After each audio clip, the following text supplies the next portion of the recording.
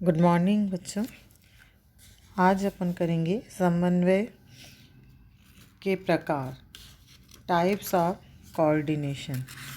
समन्वय विभिन्न प्रकार के होते हैं। समन्वय के कई रूप हैं, कई फॉर्म्स हैं, क्योंकि समन्वय का क्षेत्र व्यापक है। तो हम समन्वय के प्रकार या इसके रूप को निम्न प्रकार से देख सकते हैं। जैसे पहला इसका प्रकार है समतल, लंबवत एवं विकर्णी समन्वय, horizontal, vertical and diagonal coordination. First, समतल या क्षैतिज समन्वय भी कहते हैं इसे, हॉरिजॉन्टल कोऑर्डिनेशन। समतल समन्वय का अर्थ ऐसे समन्वय से है जिसमें समान स्तर पर कार्य करने वाले अधिकारियों एवं कर्मचारियों के कार्यों, व्यवहारों एवं भूमिकाओं में एकीकरण लाया जाता है। जैसे जब उत्पादन विभाग, वित्त विभाग, क्रय विभाग, विज्ञापन विभाग एवं सेवी वर्गीय विभाग आदि के समान स्तरीय कर्मचारियों के मध्य समन्वय या कोऑर्डिनेशन स्थापित किया जाता है, तो इसे हम समतल या क्षैतिज समन्वय कहते हैं। इसी प्रकार लंबवत या उदग्र समन्वय, वर्टिकल कोऑर्डिनेशन। लंबवत समन्वय का अर्थ ऐसे समन्वय से है जिसमें उच्च अधिकारियों द्वारा अपने अधीनस्थ कर्मचारियों के कार्यों का एकीकरण किया जाता है। यह समन्वय ऊपर से नीचे की ओर सीधी रेखा में स्थापित किया जाता है। ऐसा समन्वय अधिकारों के प्रत्यायोजन, निर्देशन, पर्यवेक्षण एवं नियंत्रण के द्वारा स्थापित किया जाता है। तीसरा, विकर्णी समन्वय, डायगोनल कोऑर्डिनेशन। विकर्णी समन्वय तब प्रकट होता है जब संगठन के विभिन्न स्तरों पर कार्यरत कर्मचारियों के लिए केंद्रीकृत सेवा इकाइयों जैसे केंद्रीकृत सूचना प्रणाली की स्थापना की जाती है। इस प्रकार की सेवाओं को वे बिना आदेश श्रृंखला के प्राप्त करते हैं। तो ऐसे समन्वय को परस्पर समझदारी, समझौता एवं स्वैच्छिक प्रयासों के द्वारा स्थापित किया जा सकता है। सेकंड है आंतरिक एवं बाह्य समन्वय,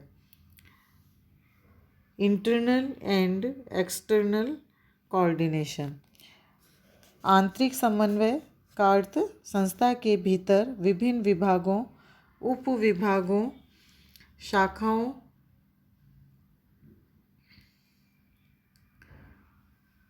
कर्मचारियों, संचालकों, प्रबंधकों के मध्य एवं उनकी क्रियाओं में आपसी समन्वय स्थापित करने से है।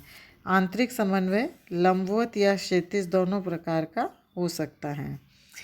बाह्य समन्वय, एक्सटर्नल कोऑर्डिनेशन, किसी संस्था की आंतरिक संगठन संरचना का बाह्य संस्थाओं से संबंध स्थापित करना बाह्य समन्वय कहलाता है। जैसे बाह्य समन्वय से आशय संगठनात्मक चरों के जैसे क्रियाएं, व्यक्ति, तकनीक एवं संगठन संरचना, और उप प्रणालियों जैसे मानवीय प्रणाली, उत्पादन प्रणाली, विपणन प्रणाली आदि को बाह्य वातावरण से समायोजित करने से है। ऐसा समायोजन करते समय बाहरी पक्षकारों जैसे उपभोक्ताओं, विनियोक्ताओं, वित्तीय संस्थाएं, गवर्नमेंट आदि को ध्यान में रखा जाता है। तो इस प्रकार के सामंजस्य को बाहरी यानी एक्सटर्नल कोऑर्डिनेशन के नाम से जाना जाता है। थर्ड है कार्यविधिक एवं तात्विक समन्वय, प्रोसीजरल एंड सब्सटेंटिव कोऑर्डिनेशन। कार्यविधिक समन्वय का आशय संगठन के सभी स्तरों पर अधिकारों के प्रयोग से सामूहिक प्रयासों के समन्वय स्थापित करने से है। जैसे संगठन संरचना में प्रत्येक अधिकारी एवं कर्मचारी के अधिकार निर्धारित कर दिए जाते हैं और प्रत्येक सामान्य निर्णयों को क्रियान्वित करने हेतु निर्धारित अधिकार सीमाओं में कार्य करता है। तात्विक या स्वतंत्र समन्वय, सब्सटेंटिव कोऑर्डिनेशन। स्वतंत्र समन्वय संगठनात्मक क्रियाओं की विषय वस्तु से संबंधित हैं। संगठन में प्रत्येक क्रिया के कुछ सारगर्भित तत्व होते हैं जिनके संबंध में गहन जानकारी उस क्रिया को संपादित करने वाले व्यक्ति की होती हैं। इन विभिन्न तत्वों में समन्वय स्थापित करने के लिए कार्य का कर्ता स्वतंत्र होता है, इसलिए इसे स्वतंत्र समन्वय भी कहते हैं। फोर्थ है सकारात्मक एवं नकारात्मक समन्वय, पॉजिटिव एंड नेगेटिव कोऑर्डिनेशन। सकारात्मक जिसको विधेयात्मक समन्वय भी कहते हैं, पॉजिटिव कोऑर्डिनेशन, जब समन्वयकर्ता संगठन की क्रियाओं में एक रूपता स्थापित करने हेतु नवीन एवं रचनात्मक उपायों को अपनाता है तो इसे सकारात्मक समन्वय कहते हैं।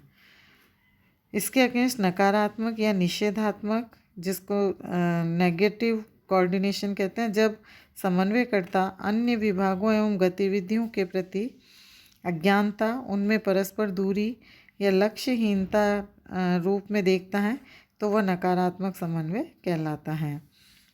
फिफ्थ है वैयक्तिक एवं समूह समन्वय, इंडिविजुअल एंड ग्रुप कोऑर्डिनेशन।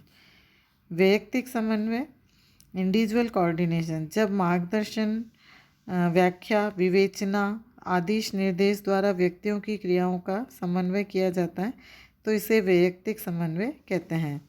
इस प्रकार के समन्वय में समन्वयकर्ताओं की नियुक्ति की जाती है, जैसे संपर्क अधिकारी, परियोजना प्रबंधक, ग्राहक समन्वयकर्ता आदि।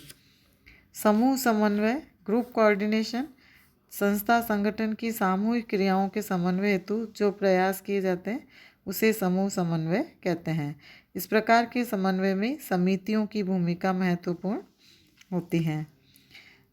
और नेक्स्ट सिक्स्थ है कार्यक्रमित एवं अकार्यक्रमित समन्वय, प्रोग्राम्ड एंड अनप्रोग्राम्ड कोऑर्डिनेशन। कार्यक्रमित समन्वय, जब संस्था का आकार बड़ा हो, संप्रेषण को प्रभावपूर्ण बनाना आवश्यक हो, संगठन संरचना जटिल होती जा रही हो एवं अकार्यक्रमित समन्वय के लिए वांछित परिस्थितियां मौजूद न हो तो प्रबंधकों द्वारा समन्वय स्थापित करने हेतु जो कार्यक्रम बनाने पड़ते हैं उसे कार्यक्रमिक समन्वय कहते हैं। अकार्यक्रमित अनप्रोग्राम्ड कोऑर्डिनेशन समन्वय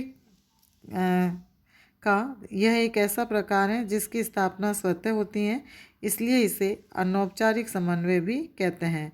ऐसे समन्वय के लिए संस्था को कोई कार्यक्रम भी नहीं बनाना पड़ता है, इसलिए इसे अकार्यक्रम समन्वय कहा जाता है।